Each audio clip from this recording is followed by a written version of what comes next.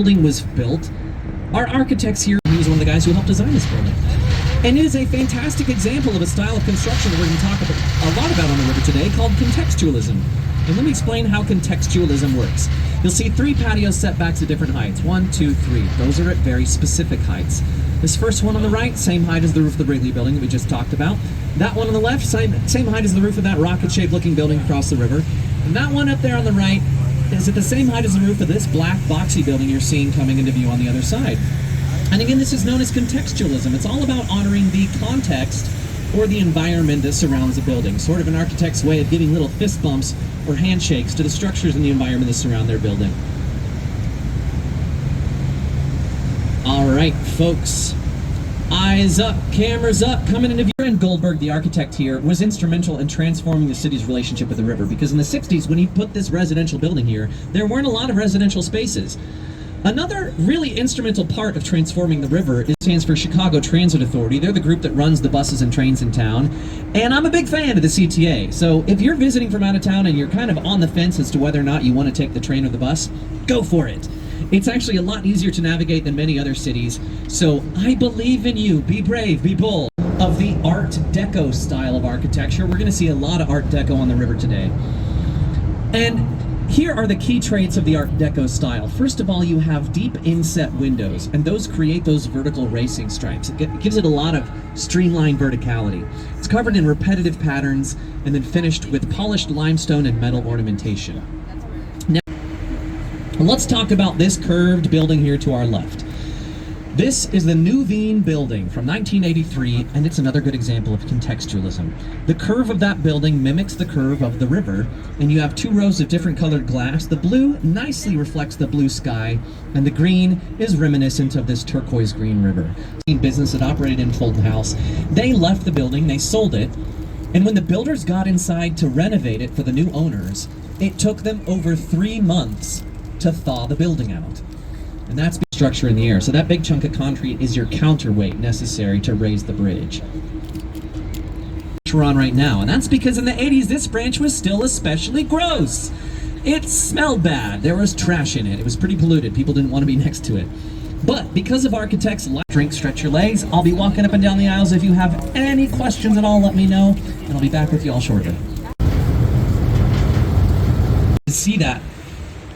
But when we do, I often get the question, how do they get that crane up on the roof? Which is a really good question. And it's usually one of 2 ways. Some serious rules, regulations, and some fines for people that pollute the river. And so our previous mayor had the goal for the river to be swimmable by 2030. We're actually still on track to do that. It's just a few years old. It was designed by Getch Partners, and there are a couple reasons why that base is so narrow. The first is that the back 2/3 of the lot that it sits on are, and here's why. When the wind hits the side of a skyscraper, it puts a tremendous amount of stress on the foundation of the building where it's built into the ground. So if a building didn't sway, that wind could crack or damage the foundation, which would make it unsafe. I always like to point that out when that happens because we don't always get the right timing for it. But there are rest much more quickly. And because of its unique design, when we go by it on the boat, we get to see the best looking group of folks in Chicago, yeah? Hey! The illusion of more open space up here to our left than there actually is. So its goal was to make people feel a little less claustrophobic next door. All right, folks, I'm about to give you all a short history lesson on the evolution of Chicago architecture. We're going to be focusing on the next 5 buildings on the right. And we're going to start with this Art Deco building here to the right from 1929. That goose seems to really like this building here. Now you can tell it's Art Deco because of the repetitive patterns on the limestone facade. Again, this was the roaring 20s, the jazz age. But as one of our astute passengers asked a moment ago, that year, the stock market crazy about how many gargoyles to put on the roof or what kind of limestone to use. They wanted something very simple, very efficient. And that's when Mies van der Rohe said, hey, how about the simple elegance of a black box? And that's the international style because it was a very popular style of architecture around the globe in the 1970s. You can find buildings like this in most major cities.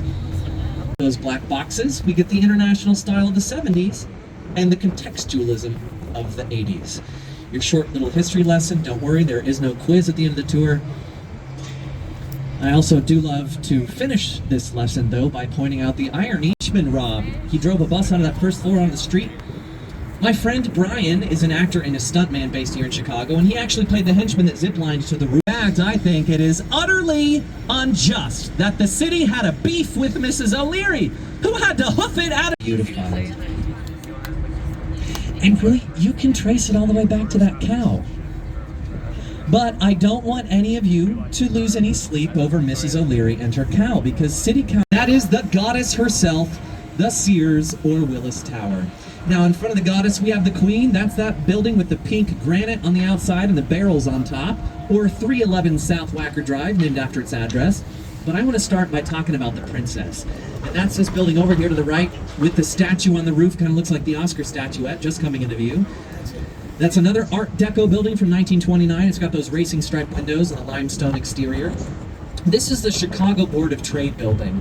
And that statue on the roof is a statue of the Roman goddess Ceres. And Ceres is the goddess of agriculture, which is fitting because the Board of Trade is originally where Chicago traded agricultural futures on the stock market. That company, Sears, left the building and the city in the early 90s, which was a bummer for us. They were a large employer. And then back in 2014, the Willis Insurance Group signed a lease for 3 floors of office space in the Sears Tower out of 110, 3. And in that lease was also a clause that said for an extra $1 million a year, they could also lease the naming rights. So, with the Sears, because those 2 antennas are not considered permanent, so they don't actually count towards the overall height. Now, the Sears was the tallest building in the world for 24 years until 1998, which is an incredible amount of time to hold that record, especially nowadays. But like Spider-Man, and used suction cups to attach his hands and feet to the windows, made it all the way to the top. But then, believe it or not, it comes from the World's Fair. Leading up to the fair, a lot of locals had to go to Washington, D.C. and New York City and beg the powerful elite in the U.S. for money and support to host the fair. And in a now infamous quote, one of those powerful elite referred to them as those windbag blowhards from Chicago. That gave us the reputation of being a city full of windbags, which was shortened to the Windy City. That is the very true story of that nickname. Another nickname we have a vibrant arts and culture scene. Here to the right is the Civic Opera Building. This is the 2nd largest opera house in the country. About 3,600 seats in there. Currently home to Lyric Opera of Chicago. That is a world-renowned opera company. Chicago is also home to over 200 theater companies. One last food tip for you, and this is incredibly important, especially for those of you visiting Chicago for the first time. So let me know after the tour, I got plenty. All right, now I have to cut myself off because I could keep talking about food. And we're back at Wolf Point. Again, this is where the 3 branches of the river come together. This construction, straight ahead on our left, this is the future Salesforce Tower. That was the building that had the crane up on the roof. This is a commercial. Hey, Rambo! We have the Merchandise Mart back on our left. This was the first Art Deco building we talked about. It's on our left this time as we're coming back down the main branch. Now, this is a massive building. It occupies 2 entire city blocks. It has 7.5 miles of hallway, 9 called Art on the Mart, and it is stunning. A number of institutions in the city, like the Museum of Contemporary Art, the Civic, so that no light shines through the windows and disturbs the tenants inside. So it just displays on the external wall all the different kinds of architecture, many of which we've already talked about. It's got some Art Deco, some contemporary modern style buildings. You've got some postmodern bits, and you also have some This next building is my actual favorite building on the river. It's so unique. And it's this building up here on the right, short, squat concrete with a 55 near the roof.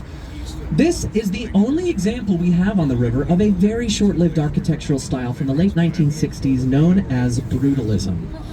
Now, it does look pretty brutal. Kind of looks like a bunker.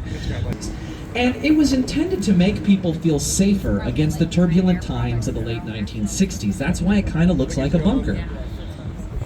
That's why that gold trim up on top, it's supposed to be the gold foil wrapped around your cork. And it's actually real 24 karat gold leaf, but it's less than half the thickness of saran wrap, so pretty fine gold trim up there. Now, I mentioned Prohibition, speaking of Prohibition, but yeah, the legend goes that Al Capone had a speakeasy on the top floor of the jeweler's building. Here's the thing about Al Capone, though. He was a criminal, and he wanted to stay out of jail, so he kept his crimes as secret as possible. There is no paper trail, there's very little evidence. Still turning, yeah.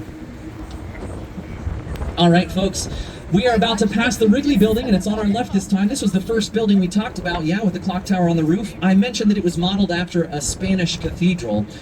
Well, we've got our second cathedral coming into view just to the right and a little further back, and that is Chicago Tribune Tower. And if you thought this was a church, that's a great guess, and that's because this one was also modeled after a cathedral, but this time it was in France. So we call this French Gothic Revival style architecture, especially when the top of the and we owe them a great deal. Not only were they the caretakers of this land long before Chicagoans showed up, and not only did they help the early settlers navigate this terrain, but we also owe them for our name. And that's because Chicago comes from the Potawatomi, Chicagua, which loosely translates to stinky onion. You stand next to the aqua at ground level and you look up at the side of the building. Those balconies were designed to make it look like rippling waves of water around the outside of the building. It's really stunning. So I recommend if you find yourself on this side of the river, go next to the aqua, look up at the side of this building. Here to the right, this massive building with 3 towers at separate heights, kind of wavy looking, covered in different shades of blue and green glass. One of the newest buildings in the Chicago skyline, currently the 3rd tallest in the city of Chicago, the stunning St. Regis.